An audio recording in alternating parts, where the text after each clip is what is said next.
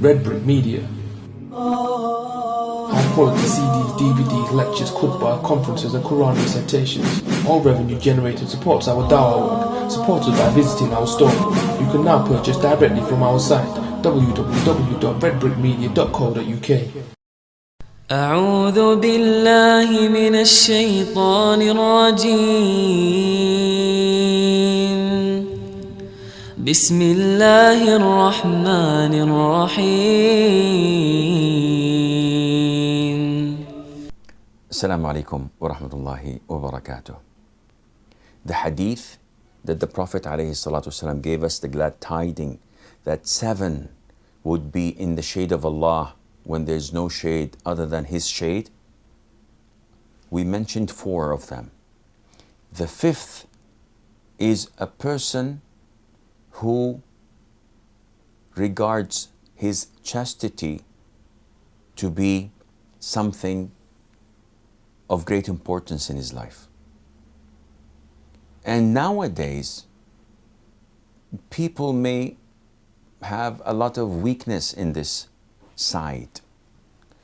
I remember a young man, who's mashallah always handsome, neatly dressed, used to come and pray in my masjid the 5 daily prayers, mashallah. Fajr, Dhuhr, Asr, Maghrib and Isha, the full prayers of the day. And on the weekend, he used to go and hang out with the boys near the Corniche, or maybe go to the malls. This is what they usually do in Arabia. So I asked him, what do you do in these weekends? He said, Sheikh, we just stand on the road or on the malls, chit-chatting with the boys and looking at the people.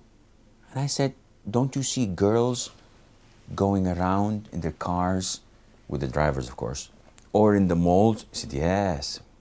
So what do you do? We said, we just, laugh and smile and look.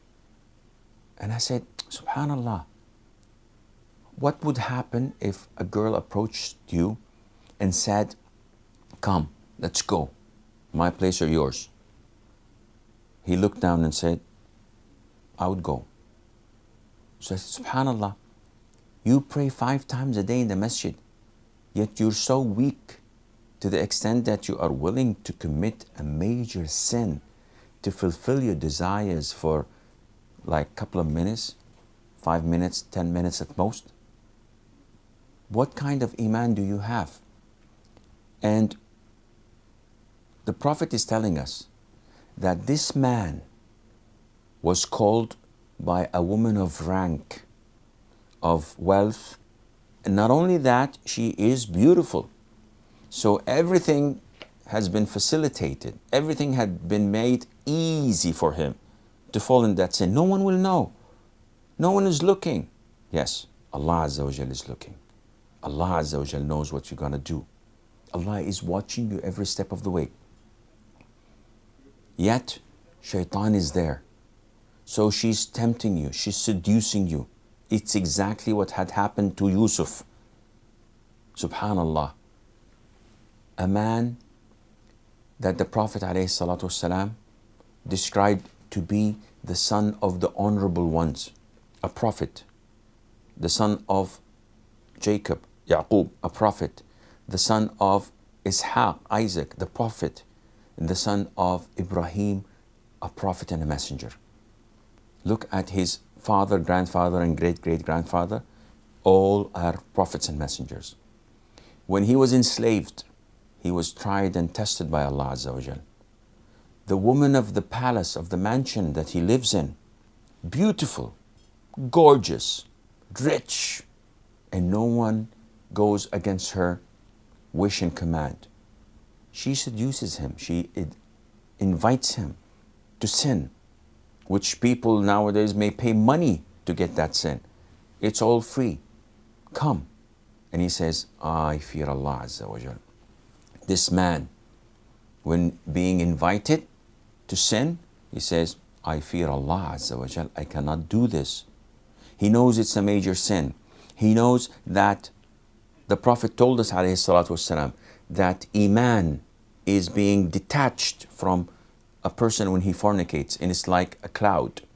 So while he fornicating, he does not have any iman on him. And if he dies, whoa, that's a problem. The Prophet told us, ﷺ, on the day of judgment, before they are admitted to hell, in this transitional period, which is known as al-barzakh, between this life and the hereafter, when people die, these people who fornicated and committed acts of adultery will be naked, tortured in a furnace with fire underneath them that makes them go up to the top with lots of shouting and screaming, and then the fire is put off, they go down, and immediately it starts again till the day of judgment. Subhanallah. The Prophet ﷺ was approached by a man, young man, naive, but honest. He came to the Prophet ﷺ and said, "O Prophet of Allah, permit me to commit fornication. Permit me to fornicate." The companions were shocked, outraged, and they wanted to attack the boy. And the Prophet said, "Leave him. He's asking me, so I deal with him." And the Prophet said to that boy in a gentle and fatherly manner, "Do you have a sister?" And the boy said, "Yes." "Do you accept people to fornicate with your sister?" And he said, "No, by Allah, Prophet of Allah, I do not." And the Prophet said, "Likewise, people don't like their sisters to have such relationships. Do you have an aunt? Do you have a mother? Do you have a so and so and so?" And the man is saying, "Yes, I don't approve of that to them." And the Prophet said, "Likewise, people do not approve of that to their aunts, to their mothers, etc." So, before you think of committing such a sin or being close to it, because Allah did not say, "Do not fornicate" in the Quran. Allah did not say that. Okay, so let's do it. No. Allah said something that is stronger than "do not fornicate." He said, "Do not come close to fornication." So, listening to a song, watching a movie, meeting people, free mixing, shaking hands, chit-chatting on the internet, SMSing the opposite sex, all of this is haram, because Allah tells us, "Do not come close." And He did not say, "Do not fornicate." Anything that draws you closer to the possibility, even the slightest possibility of falling into such a sin, is completely prohibited in Islam.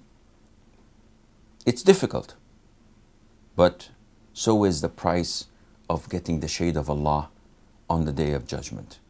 I pray to Allah Azza wa Jal that He makes me and you amongst those who are shaded in His shade on the day of judgment. Wassalamu alaikum wa rahmatullahi wa barakatuh.